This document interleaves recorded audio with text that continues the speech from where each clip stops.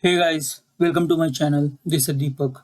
So in my last video, I have explained you the detailed structure that needs to be followed for you to become a good system designer.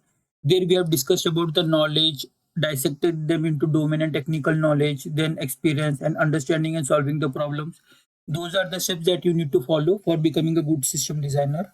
And in that video, I have promised you I would be coming up with a detailed syllabus video, and in that syllabus there would be every single component that is essential for your system to work properly. As per my promise, I am here with this video. So what are we going to learn in this video now?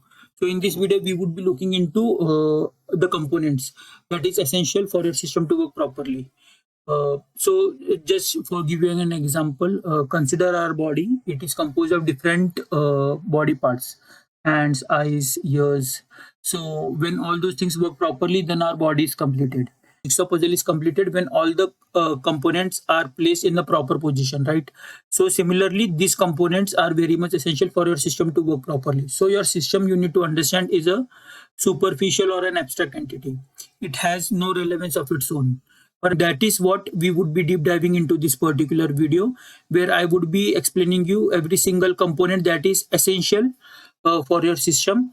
And in further videos, we would be having a dedicated video for every single component. But you need to understand these components play a very important role. If you are not having a deep knowledge of every single component, you would end up designing your system wrongly. After having in-depth knowledge of every single component, I can bet any system in the world you would be able to design.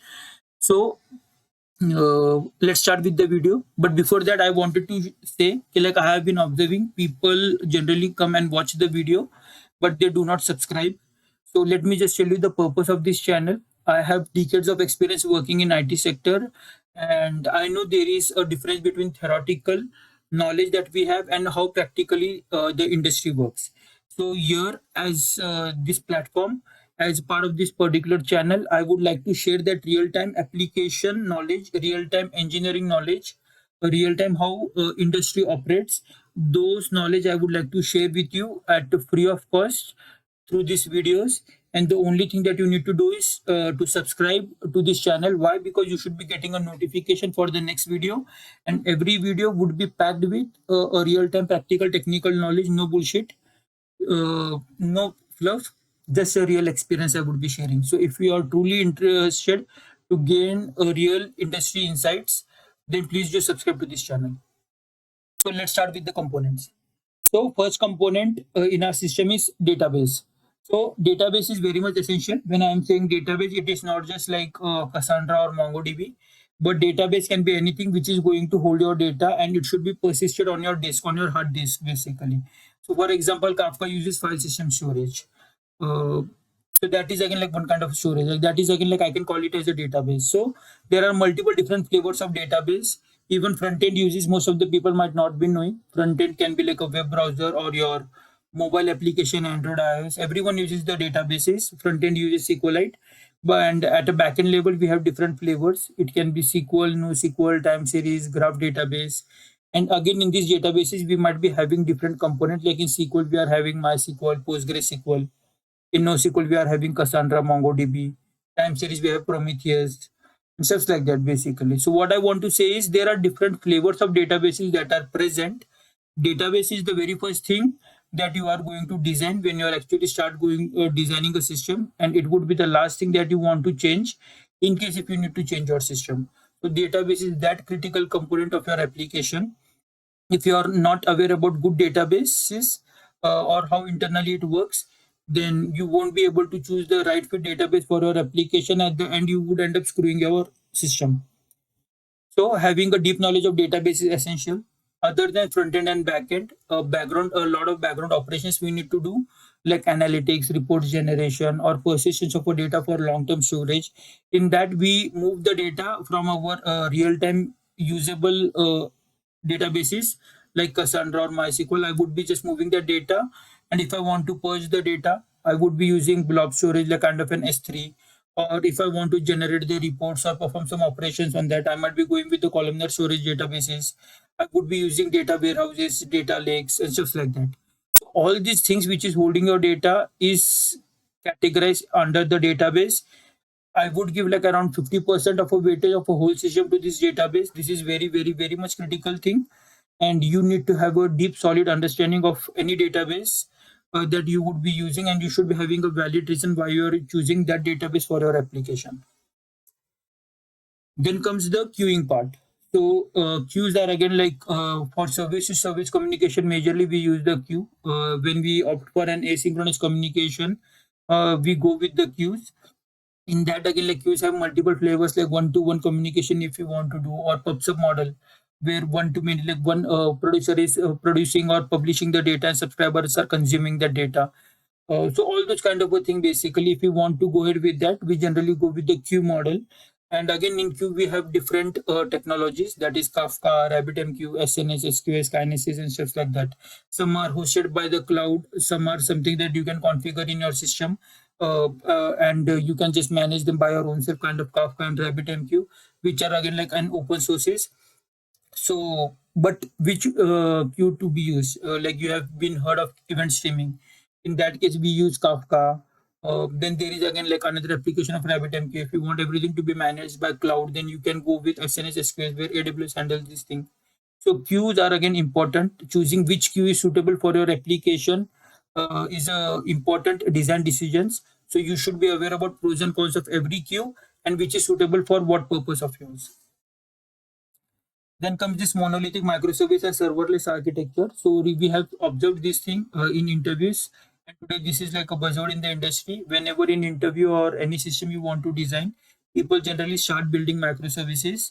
But Martin Fowler, who is the father of microservices, he himself in one of his blog has told, always start a system with monolithic.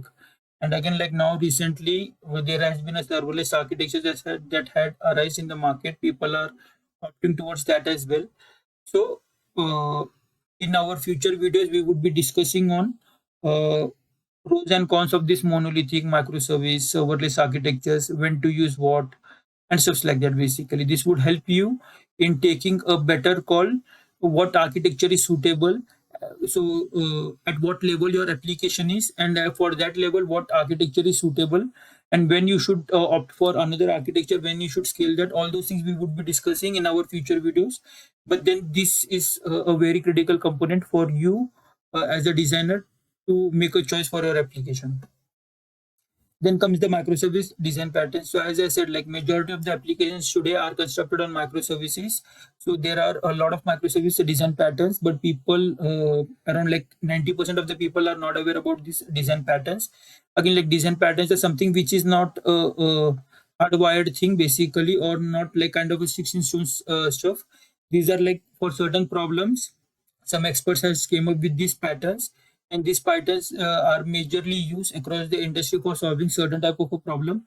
So we would be deep diving into those design patterns. For example, API gateway pattern or a Saga pattern, in which orchestration and choreography is present, or at a database level like single service, single database, CQRS pattern. Or and again, like along with this, we would be looking into what are anti patterns and what we should not be using it in our applications. So all those things are very much essential. If you decide कि like hey, your system is suitable for breaking your system into microservices, then how service to service communication happens, how database and service interacts.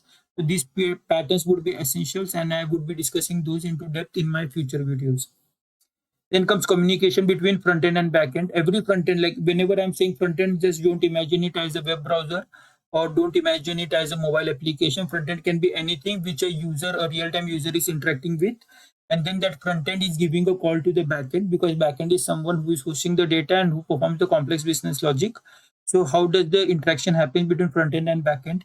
It can be via HTTP communication, via UDP, if in HTTP, it can be REST, GraphQL, gRPC, or WebSockets communication, or it can be like a callback, or it can be polling, long polling, short polling. So there are different mechanisms are there via which front end and back end can communicate with each other. So which is suitable for your application, that is very much critical part you need to understand. And again, like we would be deep diving into every single thing, like what is REST, what is GraphQL, what is gRPC, when to be used, when to use WebSockets.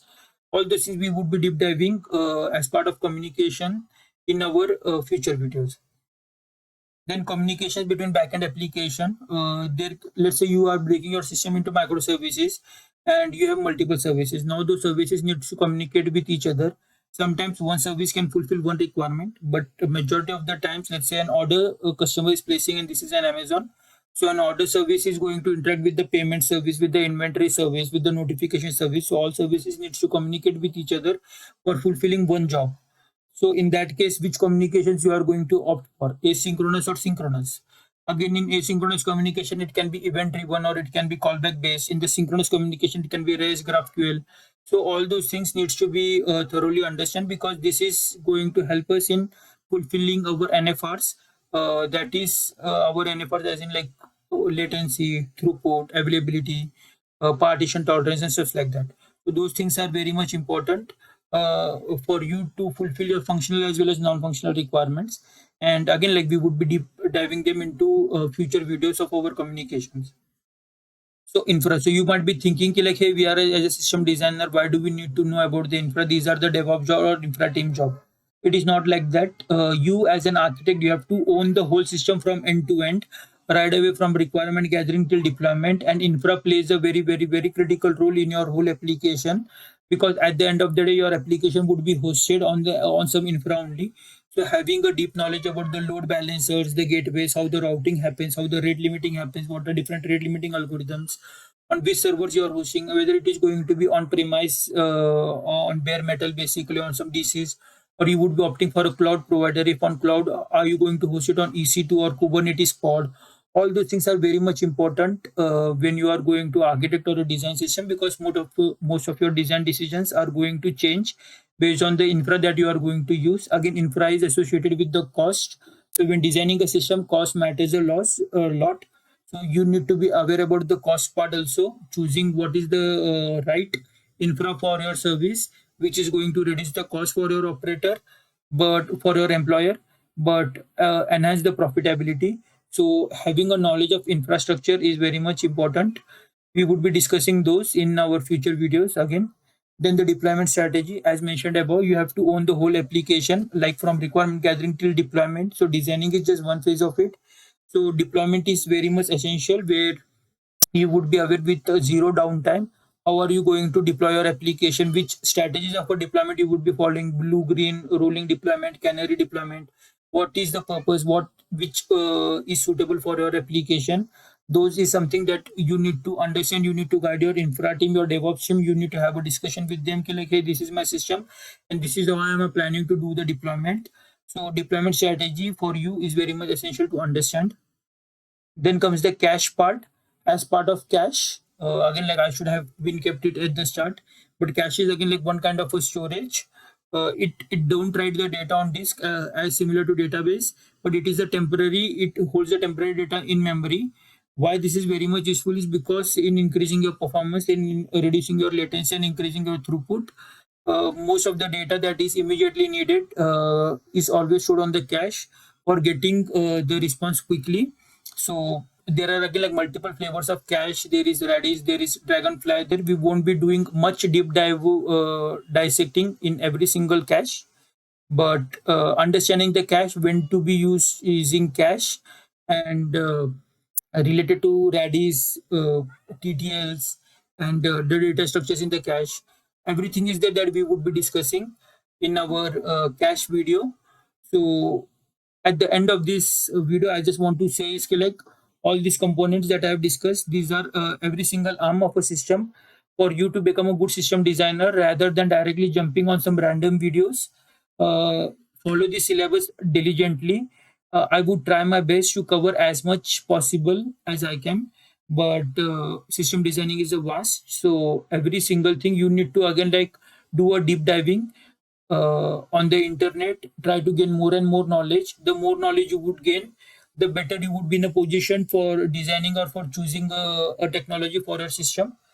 So that's it about this particular video. If you feel this video helped you, then please do a like, share, and subscribe this video. From next video onwards, we would be deep diving into every single component. Thanks.